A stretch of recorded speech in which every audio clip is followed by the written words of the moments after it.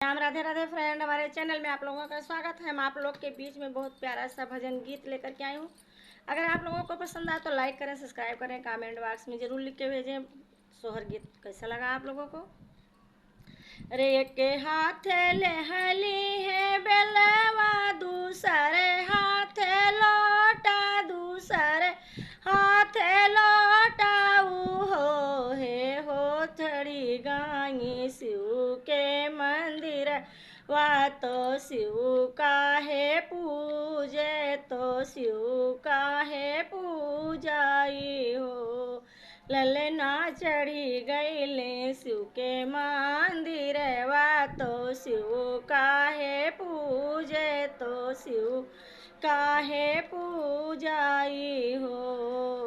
अंगना में ठाड़ी ना नदिया बीरैया, बोलिया बुआलाई बीरैया, बोलिया बुआलाई हो। भाभी के तना शिव का तू पूजो, लालन नाही पैबो, लालन नाही पैबाऊ हो। भाभी के तना शिव का तू पूजो, लालन नाही पैबो, लालन नाही पैबाऊ हो। रे अंगना में ठाड़ी ना नदिया बीरैया, बोलिया बुआलाई बीरैया, बोलिया बुआलाई हो। भाभी के तनाऊ शिव का तू पूजो, लालन नाही पैबो, लालन नाही पैबाऊ हो।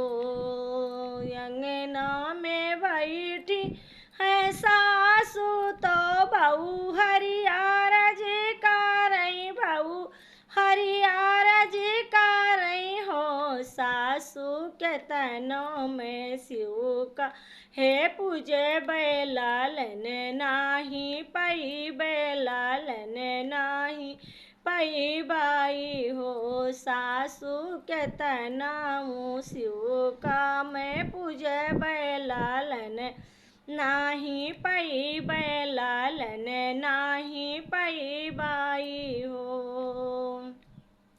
सासू के तनों में शिव का है पूजे बैलालन नाही पई, बैलालन नाही पई बाई हो।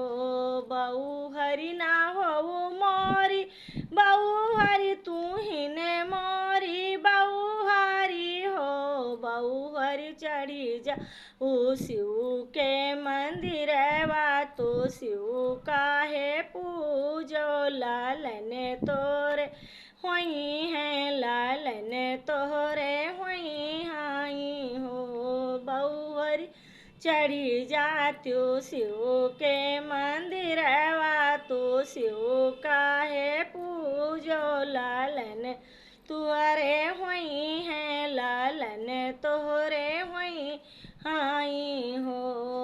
8 महीना नाऊ लागे कि नवा माई लागे ना हो। ललना होई गाये सो, ललना बजै लागे आनंद बधाइया। ससुरु द्वारे नौबती, ससुरु द्वारे नौबती हो। ललना बजै लागे आनंद बधाइया। ससुरु द्वारे नौबती, ससुरु द्वारे नौबते हो। द्वारे पे बजाही बधाइया, आंगन उठै सुअहर, आंगन उठै सुअहर हो।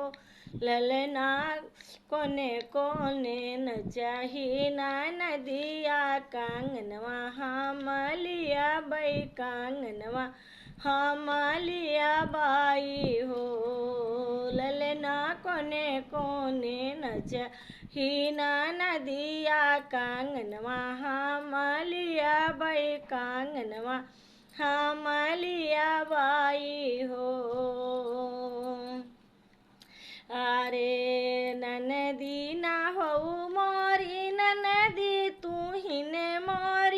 ननदी ने हो ननदी के तैनों में शिव काहे पूजे बैलालन नाही पई बैलालन नाही पई होरिल नाही हुई है कांगन कैसे लिया ब्यू कांगन कैसे लिया बियो हो ननदी के तनाऊ शिव का हम पूजा बैलालन नाही पई कांगन कैसे पई ब्यू कांगन कैसे पई बियू हो।